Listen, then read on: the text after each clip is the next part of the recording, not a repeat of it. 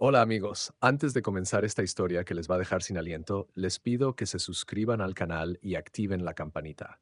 Créanme, no querrán perderse ni un segundo de lo que está por venir. Y si alguna vez han sentido que alguien subestimó su valor, dejen un comentario contándonos su experiencia. Ahora sí, empecemos. El café se derramó sobre los planos arquitectónicos como una herida abierta, manchando 3 meses de trabajo en cuestión de segundos. Lucía Pérez observó la mancha marrón expandirse por el papel vegetal mientras su corazón se aceleraba, pero no por el accidente, sino por las palabras que acababa de escuchar desde el despacho contiguo. Lucía es competente para calcular estructuras, pero jamás entenderá la verdadera arquitectura. Viene de un pueblucho de Extremadura, ¿sabes? Su familia son campesinos. No tiene el refinamiento necesario para este tipo de proyectos. La voz de Rafael Méndez atravesó la puerta entreabierta como un cuchillo bien afilado. Lucía reconoció la risa que le siguió. Valeria Santoro, la nueva socia italiana de Rafael, la misma mujer con la que había visto a su prometido salir del Hotel Palace 3 semanas atrás. Entonces, ¿por qué la mantienes en el estudio? Preguntó Valeria con ese acento romano que Rafael encontraba tan sofisticado. Porque conoce cada expediente, cada permiso, cada documento de este estudio mejor que nadie. Es útil. Además, su padre le dejó una colección de mapas antiguos que podrían ser valiosos algún día. Mapas coloniales portugueses, planos de la vieja Madrid, ese tipo de cosas que los viejos acumulan sin saber qué hacer con ellas. Lucía apretó los puños hasta que sus nudillos se tornaron blancos. 3 años. Había dedicado 3 años de su vida a ese hombre, trabajando 18 horas diarias, renunciando a oportunidades en otros estudios, posponiendo su propio desarrollo profesional. Y ahí estaba él, describiéndola como una campesina útil con una conveniente herencia familiar. El anillo de compromiso en su dedo izquierdo de repente pesaba como plomo, un solitario de 2 quilates que Rafael le había regalado en una cena en Casa Lucio, delante de medio Madrid arquitectónico. Mi musa extremeña, la había llamado esa noche brindando con un Rioja Reserva. Ahora entendía que había sido solo parte de su imagen pública, el arquitecto brillante y humilde que se casaba con una chica de provincias. Qué hermosa narrativa para las revistas de diseño.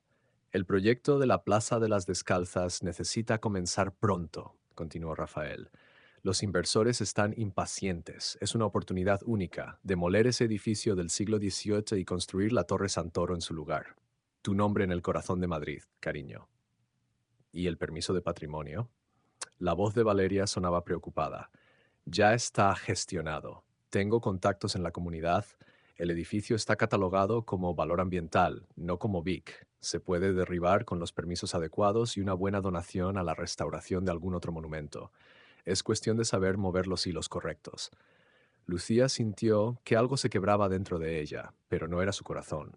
Era algo más profundo, más definitivo. Era la última hebra de respeto que había mantenido por el hombre al que había amado, o al que creía haber amado. Se levantó de su escritorio con una calma que no sentía y caminó hacia el baño. Necesitaba ver su reflejo, recordarse a sí misma quién era antes de que Rafael la convirtiera en una sombra eficiente de su estudio. El espejo le devolvió la imagen de una mujer de 29 años con ojeras pronunciadas, el cabello castaño recogido en un moño desordenado y ojos verdes que habían perdido su brillo en algún momento del último año. Competente, susurró a su reflejo, campesina útil. Pero entonces recordó algo que Rafael nunca había sabido, algo que ni siquiera su padre le había contado completamente antes de morir. La colección de mapas que Rafael mencionaba tan despectivamente no era simplemente cosas que los viejos acumulan. Era un archivo meticulosamente curado de 4 generaciones de cartógrafos militares de la familia Pérez, especialistas en fortificaciones y obras hidráulicas del Imperio Español. Su bisabuelo había trabajado en el Archivo General de Simancas. Su abuelo había colaborado en la restauración del Alcázar de Segovia. Su padre había sido consultor discreto para el Ministerio de Cultura en temas de patrimonio subterráneo. Y ella, Lucía Pérez, había aprendido a leer esos mapas desde los 12 años, cuando su padre decidió que alguien debía continuar con el conocimiento familiar. Conocía cada símbolo jesuita, cada marca de la Compañía de Jesús, cada código de las órdenes religiosas que habían construido el Madrid subterráneo entre los siglos XVI y XVIII. El edificio que Rafael planeaba demoler en la Plaza de las Descalzas había sido parte del complejo del Colegio Imperial de los Jesuitas. Si su memoria no fallaba, ese sector de Madrid había sido objeto de extensas obras hidráulicas en 1680, durante el reinado de Carlos II. Los jesuitas eran obsesivos con sus registros y sus construcciones subterráneas, creando redes de túneles y acueductos que conectaban sus edificios con el Palacio Real y el antiguo Alcázar. Una idea comenzó a formarse en su mente, tan clara y fría como el agua de los manantiales que alguna vez habían fluido bajo esa plaza. Regresó a su escritorio y encendió su computadora, pero esta vez no abrió los archivos del estudio. En su lugar, accedió a la base de datos del Archivo Histórico Nacional, donde tenía acceso privilegiado gracias a su trabajo de tesis doctoral que nunca había terminado, otra cosa que había sacrificado por Rafael. Escribió Colegio Imperial, Compañía de Jesús, Obras Hidráulicas 1680-1690. Los resultados aparecieron lentamente, expedientes sobre construcciones, cartas de ingenieros jesuitas, planos parciales, pero había algo más, algo que hizo que su corazón latiera más rápido, una referencia a un documento que no estaba digitalizado, custodiado en la sección de fondos reservados. El código era familiar, LPH 17234, LPH, Lucero Pérez Herencia. Su padre había donado parte de la colección familiar al Archivo Nacional años atrás, pero había guardado los planos más sensibles en una caja fuerte en su casa de Mérida. Lucía tenía las llaves y los códigos. Nunca había considerado que esos papeles viejos pudieran tener algún valor real, más allá del sentimental, hasta ahora. Lucía, ¿puedes venir un momento? La voz de Rafael la sobresaltó. Cerró rápidamente la pestaña del navegador y se levantó, alisando su falda gris y componiendo su expresión en la máscara de profesionalismo eficiente que había perfeccionado durante años. Rafael estaba en su despacho resplandeciente con su traje Hugo Boss gris marengo, su cabello oscuro perfectamente peinado hacia atrás, esos ojos castaños que una vez la habían hecho sentir especial, ahora evaluándola con la misma frialdad con la que revisaría un presupuesto. Junto a él, Valeria Santoro era todo lo que Lucía no sería nunca. Alta rubia, con ese estilo italiano effortless que costaba miles de euros lograr. Su vestido de Valentino probablemente valía más que 3 meses del salario de Lucía. Valeria acaba de unirse oficialmente al estudio como socia, anunció Rafael con una sonrisa. Estaremos trabajando juntos en el proyecto de la Torre Santoro. Necesito que prepares todos los expedientes del edificio de la Plaza de las Descalzas. Historia completa, permisos anteriores, cualquier documentación sobre el terreno. Lo quiero todo en mi escritorio mañana por la mañana. Por supuesto, respondió Lucía con voz neutra. ¿Algo más? Sí, también necesito que canceles nuestra reserva en la terraza del casino para este sábado. Valeria y yo tenemos que volar a Milán para reunirnos con los inversores principales del proyecto. Ya sabes cómo hacerlo, tienes toda mi información. Había cancelado docenas de reservas para Rafael en los últimos meses. Cenas románticas que él decía eran reuniones de trabajo que se cancelaron a último momento. Ahora todo tenía sentido. Todas esas noches trabajando sola en el estudio mientras él visitaba obras que siempre coincidían con los viajes de Valeria a Madrid. Claro, dijo Lucía. ¿Algo más?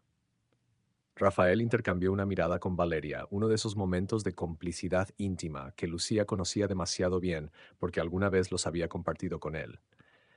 Eso es todo por ahora. Ah, y Lucía, sobre lo del sábado. Creo que es momento de que hablemos seriamente sobre nuestro compromiso.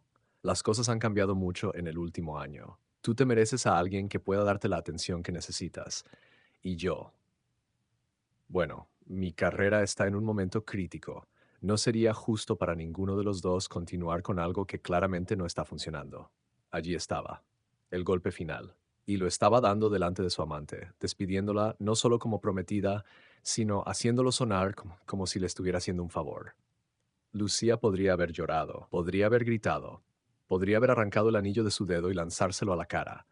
Hace 3 horas probablemente lo habría hecho, pero ahora, con la semilla de un plan germinando en su mente, simplemente asintió. Tienes razón, Rafael.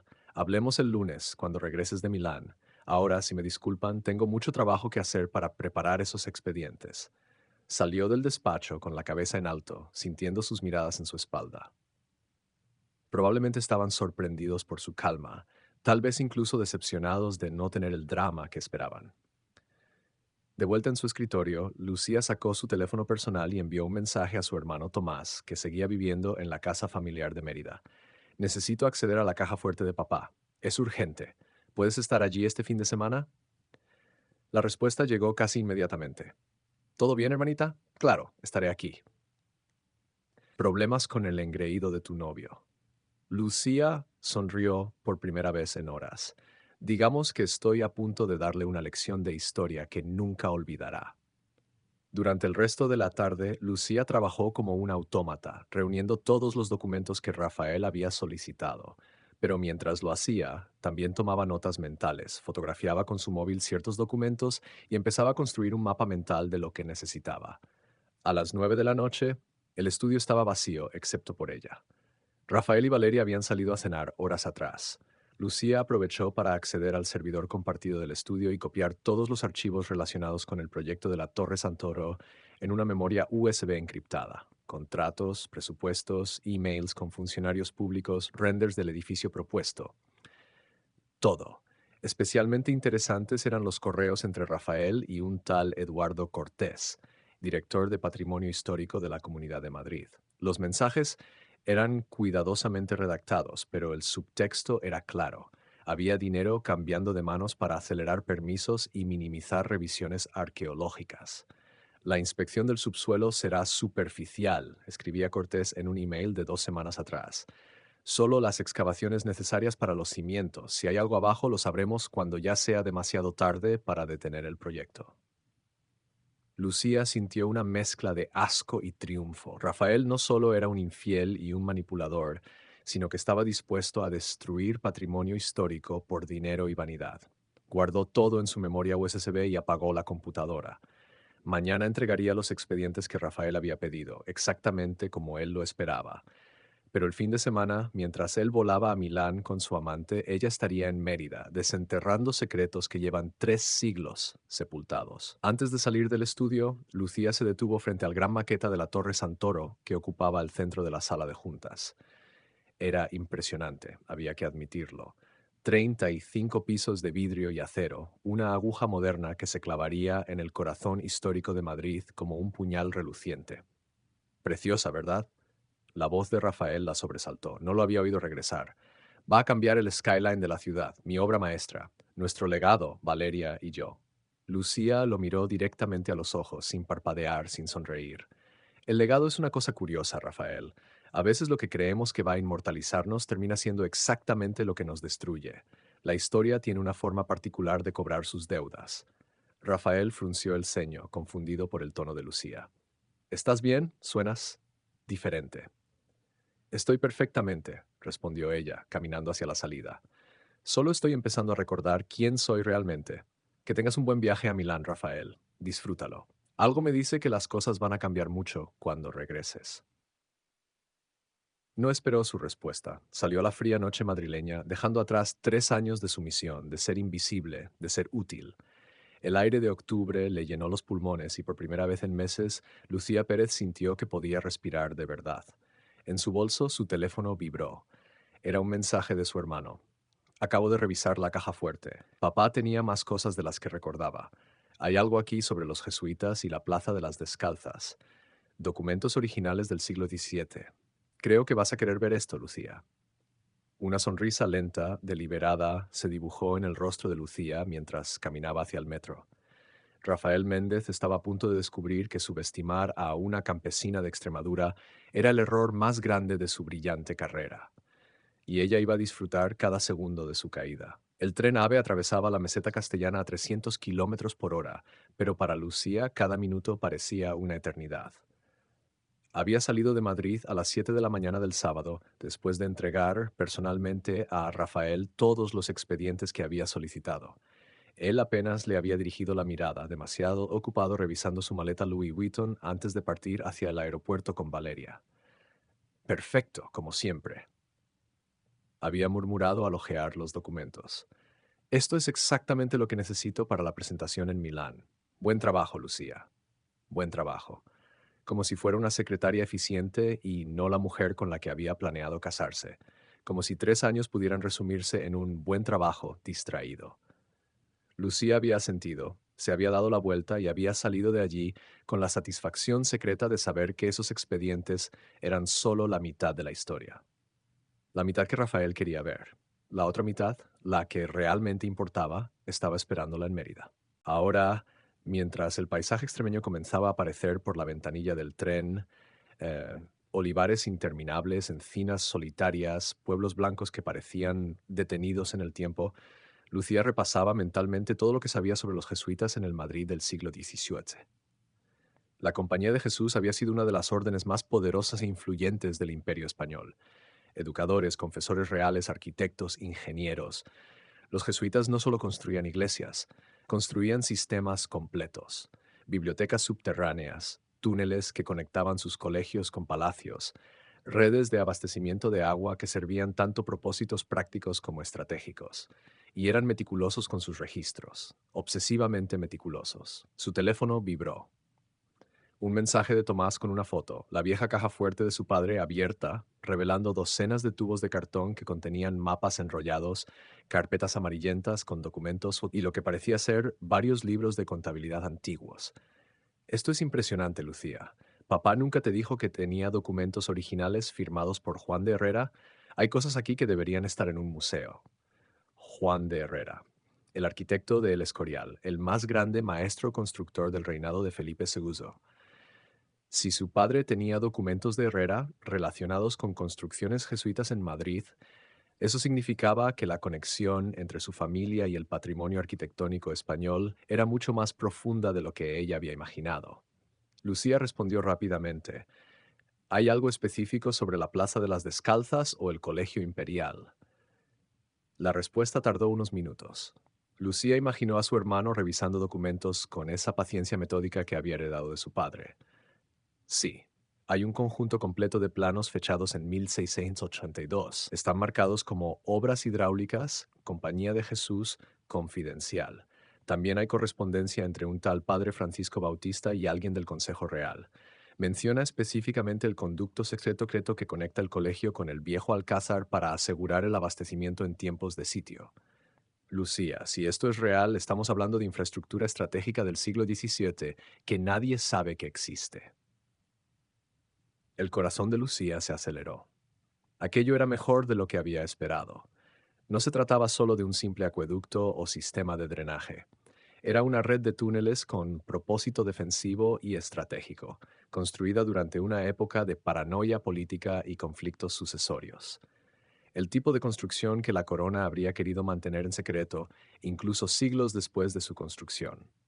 El tipo de construcción que legalmente protegería el edificio de la demolición bajo las leyes de patrimonio histórico español. No toques nada más, escribió Lucía. Llego en una hora. Y Tomás, esto queda entre nosotros. Absolutamente nadie más puede saber de estos documentos todavía. Ni siquiera el engreído de Rafael, especialmente Rafael. El resto del viaje, Lucía lo pasó investigando en su portátil. Accedió a la base de datos del catálogo de bienes de interés cultural y buscó todas las declaraciones relacionadas con el área de la Plaza de las Descalzas. Como esperaba, el edificio que Rafael planeaba demoler tenía solo una catalogación de valor ambiental, la categoría más baja de protección, que permitía su demolición con los permisos adecuados. Pero si pudiera demostrar la existencia de infraestructura subterránea de importancia estratégica, todo cambiaría. El edificio tendría que ser recatalogado como BIC, bien de interés cultural, y cualquier obra quedaría suspendida indefinidamente mientras se realizaban excavaciones arqueológicas exhaustivas. Años, podría llevar años, y los inversores de Rafael no esperarían años. Los proyectos inmobiliarios de ese calibre vivían de momentum y especulación. Un retraso prolongado significaría la muerte del proyecto y la ruina de Rafael Méndez. Lucía cerró su portátil y miró por la ventanilla. ¿Era esto venganza o justicia? La línea parecía cada vez más borrosa. Rafael había mentido, había engañado, la había humillado. Pero más allá de eso, estaba dispuesto a destruir patrimonio histórico por vanidad y dinero. ¿No tenía ella la obligación moral de detenerlo? Su padre le había enseñado que el patrimonio no pertenecía a ninguna generación en particular. Era un préstamo del pasado que debían entregar intacto al futuro. Somos guardianes, Lucía, le había dicho una vez mientras le enseñaba a interpretar un plano del siglo XVI. No dueños, guardianes. El tren comenzó a reducir velocidad. Mérida, ciudad de emperadores romanos, de puentes eternos, de teatro milenario. Su ciudad, su hogar. Tomás la esperaba en el andén, con su barba descuidada y su perpetua camiseta de los Stones. Su hermano mayor había elegido quedarse en Extremadura, trabajando como profesor de historia en el instituto local, feliz con su vida sencilla. Rafael siempre lo había tratado con condescendencia, llamándolo el hermano pueblerino cuando creía que Lucía no escuchaba. Tienes cara de venganza, fue lo primero que dijo Tomás abrazándola. Me gusta. Ya era hora de que le plantaras cara a ese gilipollas. Lucía rió por primera vez en días. ¿Tan obvia soy? Para mí sí. Te conozco desde que naciste, hermanita. Papá estaría orgulloso. Él nunca confió en Rafael, ¿sabes? Me lo dijo justo antes de morir. Dijo que ese hombre veía a las personas como herramientas, no como seres humanos. Caminaron hasta el coche de Tomás, un viejo Seat León que había visto mejores días, y condujeron por las calles familiares de Mérida hasta la casa familiar en las afueras.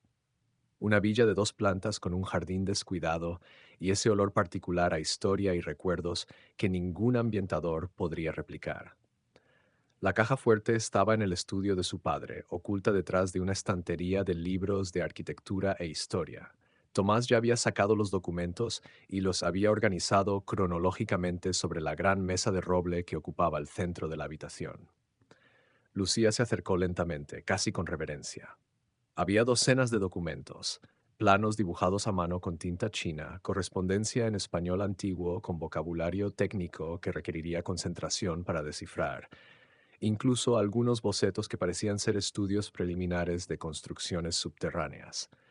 He estado mirándolos mientras te esperaba, dijo Tomás, señalando un conjunto particular de planos. Estos de aquí son los más relevantes para lo que necesitas. Mira las fechas, 1681 a 1685, justo después de que Carlos II ascendiera al trono. España estaba en crisis, había rumores de conspiraciones, problemas con Francia, los jesuitas estaban construyendo rutas de escape para la familia real. Lucía desplegó cuidadosamente el plano principal. Era una obra maestra de cartografía del siglo XVII. Líneas precisas, anotaciones meticulosas en los márgenes, símbolos que identificaban diferentes tipos de construcciones. Y allí, claramente marcado, estaba el Colegio Imperial de los Jesuitas, con una red de túneles que se extendía hacia el sur, conectando con el Alcázar Real. Pero lo más importante era la escala y la anotación en la esquina inferior derecha. Sistema de abastecimiento permanente. Capacidad para 200 personas durante 6 meses de sitio. Aprobado por Su Majestad Carlos II y el Consejo Real. Confidencial hasta el año 1900. ¿Viste la fecha de desclasificación?, preguntó Tomás. 1900. Estos planos deberían haberse hecho públicos hace más de un siglo, pero obviamente se perdieron en algún archivo o nadie los buscó nunca. Papá los consiguió cuando trabajó en Simancas, probablemente los rescató de alguna caja olvidada. Lucía fotografió cada documento metódicamente con su teléfono. Necesitaría copias de alta resolución, pero por ahora estas fotos servirían como evidencia preliminar. También grabó un video mostrando la fecha de los documentos, las firmas oficiales, los sellos reales. Hay más, dijo Tomás, pasándole una carpeta de cuero desgastado. Correspondencia entre el padre Francisco Bautista, que era el arquitecto jesuita principal, y el presidente del Consejo Real. Lee esto. Lucía abrió la carpeta y comenzó a leer la carta, fechada el 15 de marzo de 1683. La caligrafía era elaborada, típica de la época, pero perfectamente legible. Excelentísimo señor, las obras del conducto subterráneo proceden según lo acordado. Hemos alcanzado una profundidad de 8 varas bajo los cimientos del colegio, donde encontramos manantiales naturales de agua dulce que alimentarán el sistema en perpetuidad. La construcción ha sido reforzada con bóveda catalana y contrafuertes de piedra sillar. He tomado las precauciones necesarias para que solo los maestros constructores de absoluta confianza conozcan el trazado completo. Adjunto plano sellado para los archivos de Su Majestad. Firmado Padre Francisco Bautista, Esjoda. 8 varas, murmuró Lucía haciendo cálculos mentales. Esos son casi 7 metros de profundidad. Una construcción de esa magnitud no puede desaparecer. Tiene que seguir ahí. A menos que la hayan destruido en reformas posteriores, señaló Tomás pragmáticamente. No. Mira este otro plano. Lucía desplegó un mapa más moderno del siglo XIX. Este es un plano de alcantarillado de Madrid de 1880. Papá lo tenía porque estaba comparando infraestructuras antiguas con modernas. ¿Ves esta zona marcada en rojo? Anomalía estructural, cámara de función desconocida. No se recomienda excavación. Los ingenieros del 19 encontraron algo pero no sabían qué era. Probablemente pensaron que era solo una antigua bodega o cisterna romana. Tomás silbó bajito. Así que el túnel jesuita sigue ahí, solo que nadie ha conectado los puntos. Exacto. Y Rafael está a punto de construir encima sin tener idea de lo que hay debajo. O si tiene idea y no le importa, sugirió Tomás. Ese tipo no me parece tonto. Si hay algo que pudiera detener su proyecto, ¿no crees que habría hecho su propia investigación?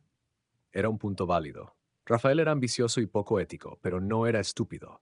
¿Habría investigado lo suficiente? ¿O su arrogancia le había hecho creer que podía atajar el proceso burocrático con dinero y contactos? Lucía pensó en los emails que había copiado del servidor del estudio. La inspección del subsuelo será superficial, había escrito Eduardo Cortés. Rafael había pagado específicamente para que no hubiera una investigación exhaustiva. Eso significaba que o no sabía lo que había debajo, o sí lo sabía y estaba apostando a que nadie más lo descubriría a tiempo. Necesito verificar esto, dijo Lucía, sacando su portátil. Voy a cruzar estos planos históricos con los registros modernos del catastro y ver si coinciden las dimensiones del edificio actual con las construcciones originales. Pasó las siguientes 3 horas trabajando intensamente mientras Tomás preparaba café y bocadillos que ella apenas tocaba. Descargó planos del catastro, mapas del sistema de metro de Madrid, registros de excavaciones urbanas de los últimos 50 años. Todo lo superpuso digitalmente sobre los planos históricos, creando capas transparentes que le permitían comparar diferentes épocas. Y allí estaba, la prueba. Las dimensiones del edificio actual en la Plaza de las Descalzas coincidían exactamente con las del antiguo Colegio Imperial. Pero más importante aún, había una anomalía en el subsuelo, una zona donde el metro había tenido que desviar su trazado en 1919 porque los ingenieros encontraron obstrucciones estructurales de origen incierto que consideraron demasiado peligroso demoler. Lo encontré, susurró Lucía, casi sin poder creerlo. El sistema está ahí. Los jesuitas lo construyeron tan bien que ha sobrevivido 3 siglos prácticamente intacto. Tomás se acercó a mirar la pantalla. ¿Y ahora qué? ¿Vas directamente a patrimonio con esto? No, respondió Lucía lentamente, una idea formándose en su mente.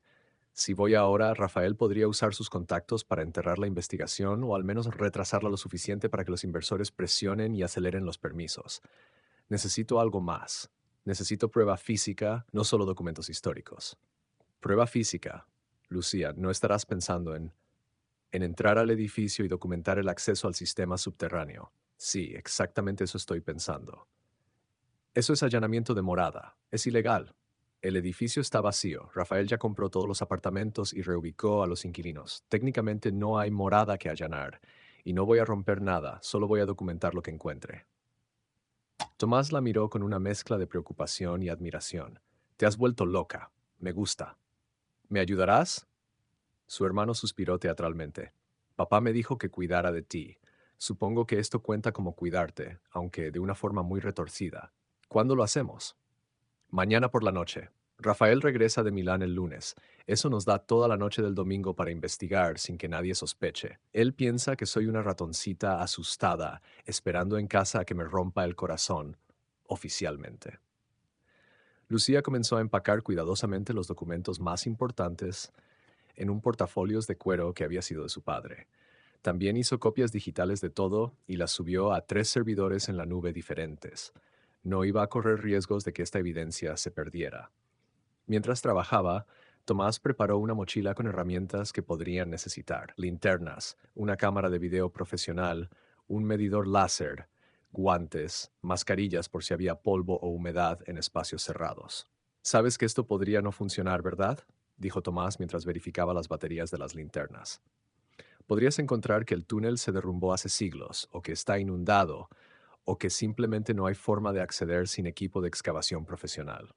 Lo sé, admitió Lucía, pero tengo que intentarlo, no solo por mí. Rafael está dispuesto a destruir patrimonio histórico irreemplazable por dinero. Si no lo detengo yo, ¿quién lo hará? Esa noche, Lucía apenas durmió.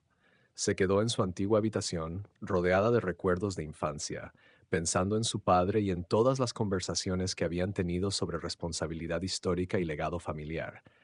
Él le había enseñado que el conocimiento sin acción era cobardía y que a veces hacer lo correcto requería coraje para ir contra la corriente.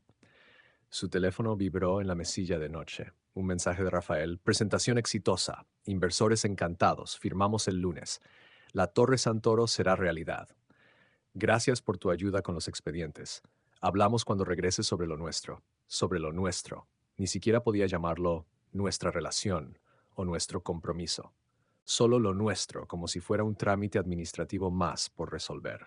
Lucía miró el anillo en su dedo. Lo había llevado durante 8 meses. Recordaba el momento en que Rafael se lo había puesto, arrodillado en ese restaurante elegante con medio Madrid arquitectónico mirando. Mi compañera, mi musa, mi futuro, había dicho. Mentiras. Todo mentiras envueltas en palabras bonitas. Se quitó el anillo lentamente y lo dejó sobre la mesilla de noche. Cuando esto terminara, se lo devolvería. Pero no de la forma que él esperaba, no con lágrimas ni súplicas. Lo devolvería con la misma fría cortesía profesional con la que él había destruido 3 años de su vida. Al día siguiente, Lucía y Tomás regresaron a Madrid en el tren de la tarde. Llevaban 2 mochilas, una con los documentos históricos y otra con el equipo de exploración. A cualquiera que los viera, parecerían 2 hermanos regresando de un fin de semana familiar en Extremadura. Nadie podría imaginar que estaban a punto de desentrañar un secreto de 3 siglos que cambiaría el futuro de Madrid y destruiría el sueño de un hombre que había subestimado gravemente a una campesina de Extremadura. Las 11 de la noche. La plaza de las Descalzas estaba desierta, iluminada solo por las antiguas farolas que proyectaban sombras alargadas sobre el edificio condenado. Lucía y Tomás se quedaron varios minutos en la esquina, observando, asegurándose de que no hubiera guardias de seguridad ni cámaras visibles. El edificio lleva vacío 2 meses, murmuró Lucía. Rafael reubicó a todos los inquilinos, pero aún no ha empezado la demolición porque está esperando el permiso final de la comunidad. Debería estar completamente abandonado. Debería es una palabra que no me tranquiliza, respondió Tomás, dando la mochila sobre sus hombros. ¿Estás segura de esto, Lucía? Todavía podemos dar marcha atrás. Lucía pensó en el mensaje de Rafael, en Valeria sonriendo mientras revisaban los renders de su torre, en los 3 años de su vida que había sacrificado por un hombre que la veía como una herramienta útil. Pensó en su padre y en 4 generaciones de guardianes del patrimonio español. Completamente segura. Cruzaron la plaza rápidamente, pegándose a las sombras. La puerta principal del edificio estaba sellada con una valla metálica y un cartel que advertía: propiedad privada, Méndez Asociados, prohibido el paso. Pero Lucía conocía el edificio mejor que Rafael. Había estudiado cada plano, cada permiso, cada reforma que se había hecho en los últimos 50 años. Hay un acceso lateral por el antiguo patio de servicio, susurró, guiando a Tomás por un callejón estrecho. Era la entrada que usaban los repartidores. Debería estar menos vigilada. Efectivamente, la puerta lateral solo tenía un candado simple que Tomás logró forzar con una ganzúa después de varios minutos de trabajo nervioso. El clic del mecanismo cediendo sonó como un disparo en el silencio nocturno. Dentro, rápido, urgió Lucía. El interior del edificio olía a humedad, polvo y abandono. Sus linternas cortaban la oscuridad, revelando pasillos despojados de todo excepto la estructura básica. Las paredes mostraban los contornos rectangulares donde habían colgado cuadros durante décadas, fantasmas de vidas que ya no existían allí. Según los planos jesuitas, dijo Lucía, desplegando una copia impresa que había traído, el acceso al sistema subterráneo debería estar en el sótano original, bajo lo que ahora es la zona de trasteros. Los jesuitas siempre ocultaban las entradas a sus túneles en lugares de servicio, nunca en las áreas nobles del edificio. Encontraron las escaleras y descendieron cuidadosamente. El sótano era un laberinto de pequeños cuartos que habían servido como trasteros para los inquilinos del edificio. Candados oxidados colgaban de puertas medio podridas, y había un silencio denso que parecía absorber el sonido de sus pasos. ¿Qué estamos buscando exactamente?, preguntó Tomás, iluminando una habitación tras otra. Una pared que no encaje. Los jesuitas construían paredes falsas usando los mismos materiales que el resto del edificio, pero con argamasa diferente. También buscamos símbolos, cruces jesuitas, marcas de cantero, cualquier cosa que indique construcción del siglo XVIII. Revisaron sistemáticamente cada cuarto, golpeando paredes, buscando inconsistencias. Lucía estaba empezando a dudar de su teoría cuando Tomás la llamó desde el fondo del pasillo. Lucía, ven a ver esto. Su hermano estaba en el último trastero, el más grande, iluminando una pared de piedra que lucía diferente al resto del sótano. Mientras las otras paredes eran de ladrillo XIX, esta era claramente más antigua, piedra sillar cortada con precisión, del tipo que solo se usaba en construcciones importantes de los siglos XVI y XVII. Esto no es parte del edificio moderno, dijo Lucía, acercándose emocionada. Es parte de la estructura original del Colegio Imperial. Pasó sus manos por la piedra buscando, y entonces lo encontró. En la esquina inferior izquierda, casi invisible a menos que supieras qué buscar, estaba grabado un pequeño símbolo, un círculo con las letras IHS en el centro, el monograma de la Compañía de Jesús. Aquí, respiró. Este es el acceso.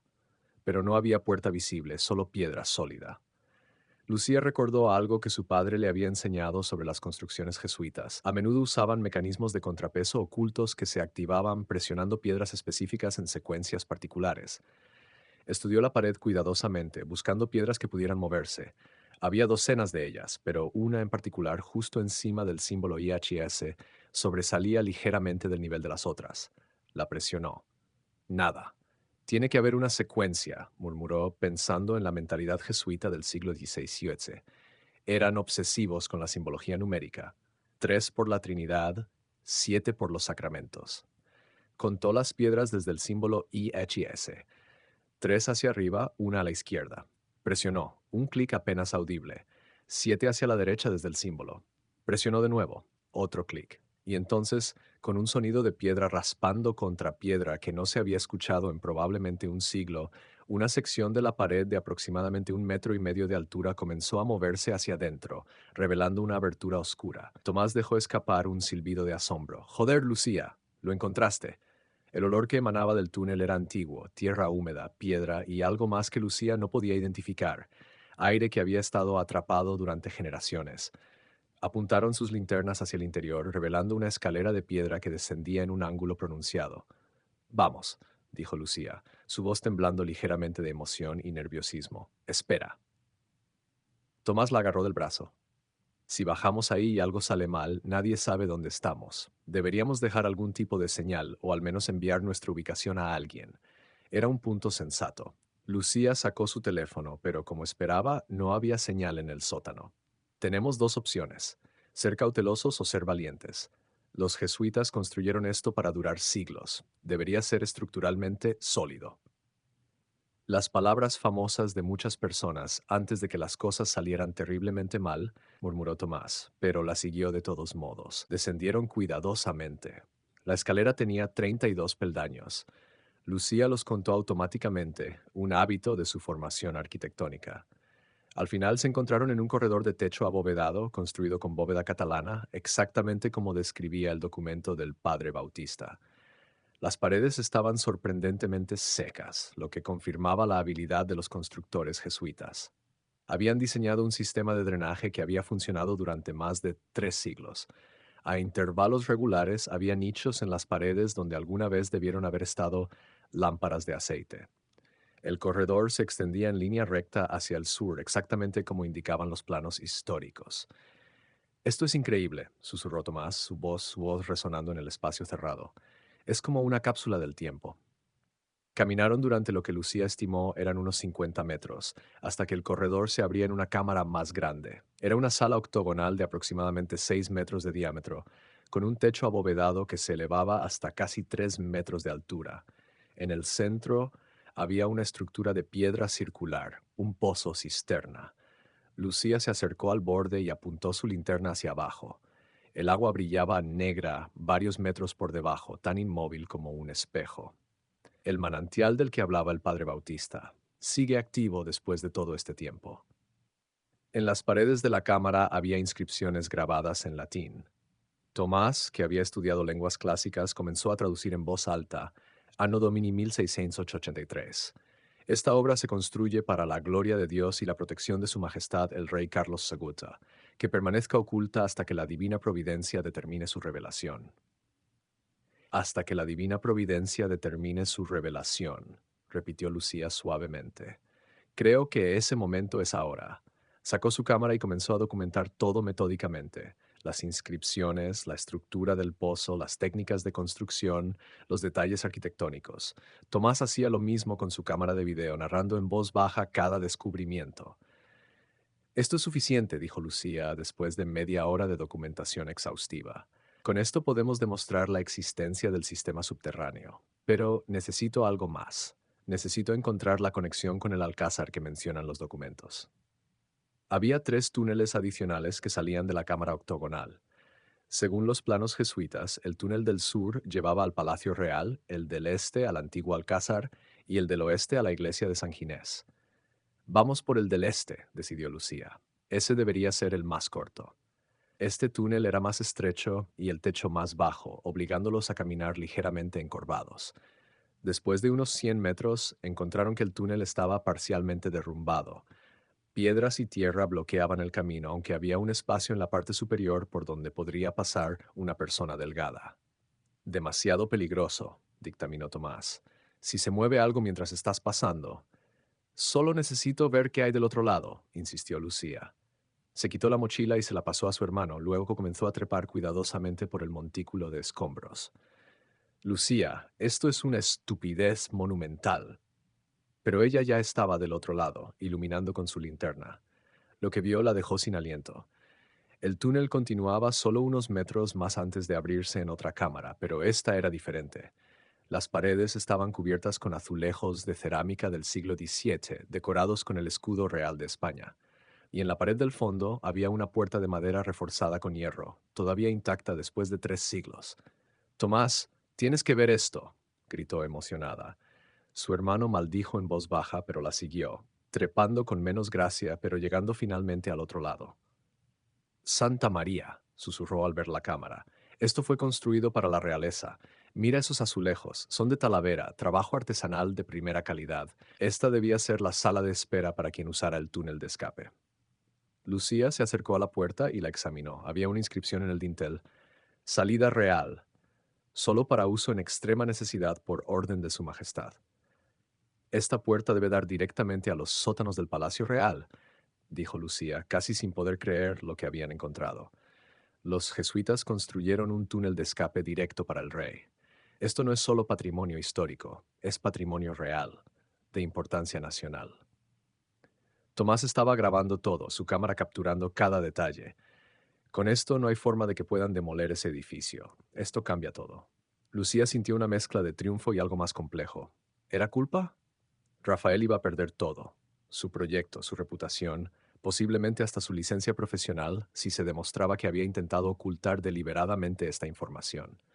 Pero entonces recordó sus palabras. Viene de un pueblucho de Extremadura. No tiene el refinamiento necesario. Recordó cómo la había humillado, cómo había planeado romper su compromiso delante de su amante, cómo había estado dispuesto a destruir siglos de historia por vanidad. No. Rafael había cavado su propia tumba. Ella simplemente estaba sosteniendo el espejo para que él viera lo que había hecho. Tenemos que salir de aquí, dijo finalmente. Ya tenemos todo lo que necesitamos. El regreso fue más rápido ahora que conocían el camino. Cuando finalmente emergieron al sótano del edificio, Lucía cerró cuidadosamente el mecanismo de la pared falsa. Dejó todo exactamente como lo habían encontrado, excepto por una cosa. Del bolsillo de su chaqueta sacó el anillo de compromiso que Rafael le había dado. Lo colocó deliberadamente en el suelo, justo delante de la pared jesuita, donde alguien lo encontraría eventualmente. Un mensaje silencioso. Estuve aquí, vi lo que ocultabas, y elegí la verdad sobre ti. Salieron del edificio en silencio, asegurándose de no dejar rastros visibles de su entrada. Ya eran las 3 de la madrugada cuando llegaron al pequeño apartamento que Tomás había alquilado en Lavapiés para el fin de semana. ¿Y ahora qué?, preguntó Tomás mientras Lucía descargaba todas las fotos y vídeos en su portátil. Ahora preparo el informe más completo y detallado que Patrimonio Histórico haya visto jamás. Documentos del siglo XVII, fotografías del sistema subterráneo intacto, referencias cruzadas con registros modernos. Todo. Y lo presento mañana por la mañana, antes de que Rafael regrese de Milán. Trabajó toda la noche, alimentada por café y adrenalina. El informe final tenía 43 páginas, con más de 100 imágenes de respaldo, transcripciones de los documentos históricos y un análisis arquitectónico que demostraba inequívocamente la importancia patrimonial del descubrimiento. A las 8 de la mañana del lunes, Lucía estaba en la puerta de la Dirección General de Patrimonio Cultural de la Comunidad de Madrid, esperando a que abrieran las oficinas. Llevaba puesto su mejor traje gris, el mismo que había usado en su defensa de tesis hace años, y su portafolios de cuero con todos los documentos. La recepcionista la miró con curiosidad. ¿Tiene cita? No, pero necesito hablar urgentemente con el director general. Es sobre un descubrimiento arqueológico de importancia nacional que requiere atención inmediata.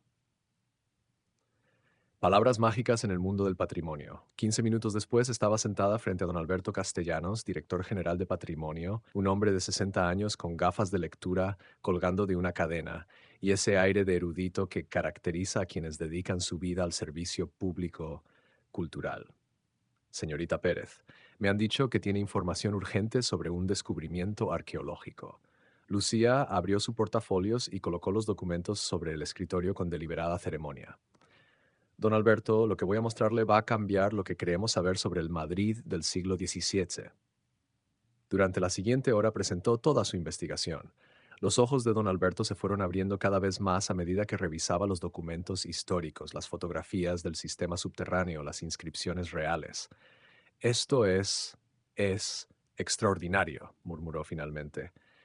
¿Y dice usted que hay un proyecto de demolición aprobado para ese edificio? Pendiente de aprobación final, sí. El arquitecto responsable es Rafael Méndez, de Méndez en Asociados. Tiene previsto comenzar la demolición esta misma semana para construir un edificio de oficinas de 35 plantas llamado Torre Santoro. Don Alberto se quitó las gafas y las limpió metódicamente, un gesto que Lucía interpretó como señal de que estaba procesando información extremadamente seria. Señorita Pérez, ¿es usted consciente de que este descubrimiento va a paralizar completamente ese proyecto? Va a costar millones en inversiones perdidas, litigios, compensaciones. Mucha gente muy poderosa va a estar muy disgustada. Soy completamente consciente. ¿Y aún así quiere proceder? Lucía pensó en su padre, en 4 generaciones de guardianes del patrimonio español. Pensó en los jesuitas que habían construido esas maravillas subterráneas con la esperanza de que duraran para eternidad. Pensó en todas las generaciones futuras que merecían heredar su historia intacta. Proceder no es opcional, don Alberto. Es nuestra obligación. El director general sonrió lentamente. Me recuerda a su padre. Él también antepuso el deber al beneficio propio. Muy bien. Voy a iniciar un procedimiento de emergencia para la protección inmediata del edificio y su entorno. También voy a contactar con la Policía Nacional para asegurar el sitio y evitar que nadie entre o intente comenzar trabajos de demolición. Esto va a ser un escándalo mediático considerable. Lo sé. ¿Está preparada para eso? Los medios van a querer saber quién hizo el descubrimiento. Van a querer entrevistarla. Su nombre va a estar en todos los periódicos. Lucía no había pensado en eso. Había estado tan enfocada en detener a Rafael que no había considerado las consecuencias personales de convertirse en figura pública. Haré lo que sea necesario, respondió finalmente. Don Alberto asintió con aprobación. Muy bien, déjeme estos documentos. Voy a necesitar declaraciones oficiales de usted y de su hermano sobre cómo accedieron al sitio. Técnicamente entraron ilegalmente a una propiedad privada. ¿Lo sabe? Lo sé. Estoy dispuesta a aceptar las consecuencias de esa decisión. No se preocupe demasiado. Dado el valor del descubrimiento y la clara intención de proteger patrimonio, dudo que haya consecuencias legales graves, pero sí va a haber un proceso. Ahora, ¿hay algo más que deba saber? Em, Lucía dudó un momento. Luego decidió ser completamente honesta. Rafael Méndez y yo estábamos comprometidos. Rompimos hace unos días. Él no me trató bien. No quiero que piense que esto es solo venganza personal. Don Alberto la estudió con esos ojos agudos que habían visto décadas de política cultural y drama académico. Señorita Pérez, las motivaciones personales son humanas y comprensibles. Lo que importa es que sus acciones están respaldadas por evidencia sólida y sirven al bien público. El resto es ruido. Ahora, si me disculpa, tengo que hacer algunas llamadas muy importantes y probablemente arruinar el día de varias personas. Lucía salió de la oficina de patrimonio sintiendo como si un peso enorme hubiera sido levantado de sus hombros. Estaba hecho. No había vuelta atrás. Su teléfono vibró. Un mensaje de Rafael. Aterrizando en 30 minutos. Necesito verte en el estudio a las 11. Tenemos que firmar papeles. Lucía miró la hora. Las 9:45. Rafael no tenía idea de lo que acababa de pasar. En menos de 2 horas su mundo iba simplemente, nos vemos a las 11. Cuando llegó al estudio de Méndez Asociados a las 11 en punto, la escena era casi cómica en su caos. Había 2 coches patrulla de la Policía Nacional aparcados enfrente y a través de las ventanas podía ver a Rafael gesticulando furiosamente mientras hablaba con 2 agentes uniformados y un hombre con traje que Lucía reconoció como inspector de patrimonio. Valeria Santoro estaba sentada en el sofá de la recepción, pálida y evidentemente conmocionada. Lucía entró con calma y todas las miradas se volvieron hacia ella. Tú, siseó Rafael, su rostro rojo de furia. Tú hiciste esto. No sé cómo, pero sé que fuiste tú. Don Rafael, intervino uno de los policías. Le recuerdo que está bajo investigación por posible ocultación de patrimonio histórico y soborno a funcionarios públicos. Le sugiero que mida sus palabras. Esto es un montaje, una conspiración. Esa mujer está despechada porque terminé nuestra relación. Está haciendo esto por venganza. El inspector de patrimonio, un hombre delgado con expresión severa, sacó una carpeta de su maletín. Don Rafael, ¿está usted familiarizado con los documentos del padre Francisco Bautista, fechados en 1683, que describen en detalle la construcción de un sistema subterráneo bajo el Colegio Imperial de los Jesuitas? Rafael palideció visiblemente. Yo no. Nunca he oído hablar de esos documentos. Curioso, porque según estos correos electrónicos que hemos obtenido de su servidor, el inspector agitó un conjunto de papeles, usted específicamente pagó para que la inspección del subsuelo fuera superficial y para evitar retrasos arqueológicos innecesarios. Eso sugiere que usted tenía conocimiento, o al menos sospecha, de que podría haber algo significativo bajo el edificio. Eso es una interpretación errónea. Yo simplemente... Don Rafael, lo interrumpió el inspector con frialdad profesional. Tenemos una orden de suspensión inmediata de todos los permisos relacionados con el proyecto Torre Santoro. El edificio de la Plaza de las Descalzas ha sido declarado bien de interés cultural con carácter de emergencia. Cualquier intento de demolición o modificación será considerado delito contra el patrimonio histórico. Además, va a ser citado para declarar sobre su relación con Eduardo Cortés, director de Patrimonio de la Comunidad BA, quien también está bajo investigación. Rafael se derrumbó en una silla, toda su arrogancia evaporándose en un instante. Miró a Lucía con una mezcla de incredulidad y algo que podría haber sido miedo. ¿Cómo? Preguntó simplemente. ¿Cómo lo hiciste? Lucía se acercó lentamente, sosteniendo su mirada. Me subestimaste, Rafael. Pensaste que yo era solo una campesina útil de Extremadura, buena para hacer tu trabajo administrativo, pero sin el refinamiento necesario para la verdadera arquitectura. Olvidaste que mi familia ha estado guardando la memoria arquitectónica de España durante generaciones. Olvidaste que el conocimiento y la persistencia valen más que los contactos y el dinero.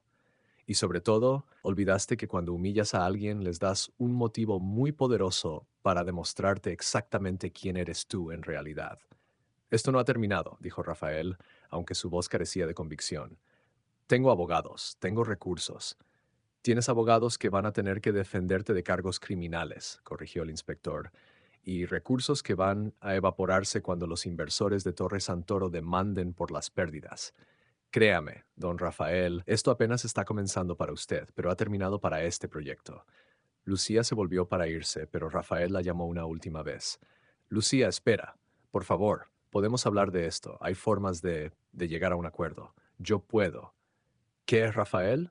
¿Ofrecerme dinero, prometerme reconocimiento, disculparte? Lucía negó con la cabeza. No hay acuerdo posible. El patrimonio histórico no es negociable. Y yo ya no soy la mujer que dejaba que la trataras como una sombra útil. Esa mujer se fue el momento en que te escuché llamarme campesina a mis espaldas. Salió del estudio sin mirar atrás, dejando a Rafael Méndez rodeado de policías y las ruinas de su ambición. Afuera, el sol de Madrid brillaba con una intensidad particular. Tomás la esperaba en la calle, sonriendo. ¿Todo bien? Todo perfecto. ¿Y qué ahora? Lucía pensó en el futuro que se abría ante ella. El descubrimiento del sistema subterráneo jesuita iba a generar interés internacional.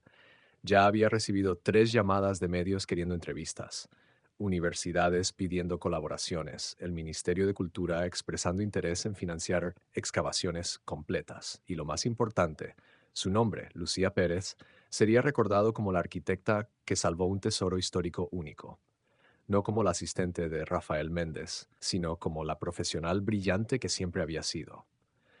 Ahora, respondió con una sonrisa genuina, ahora finalmente hago lo que vine a hacer a Madrid: arquitectura de verdad, mi arquitectura. 3 meses después, Lucía estaba en la inauguración de la exposición Madrid Subterráneo, los secretos jesuitas revelados, en el Museo de Historia de Madrid.